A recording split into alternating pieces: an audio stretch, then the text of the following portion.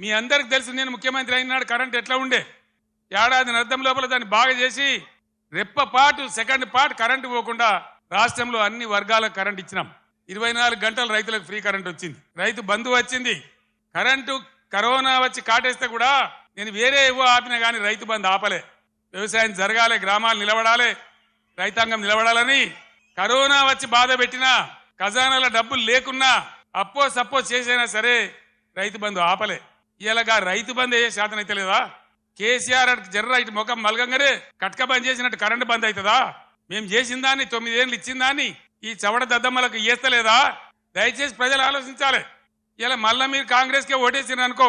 ఏమంటారు మేము రైతు బంద్ ఇయ్యకున్నా కరెంట్ ఇయ్యకున్నా మోటార్లు గాలబెట్టినా నీళ్లు సరిగా తెచ్చి రైతుల పొలాలు ఎండబెట్టినా మళ్ళా మాకే గుద్దిను మాకే ఓటేసిన అంటారు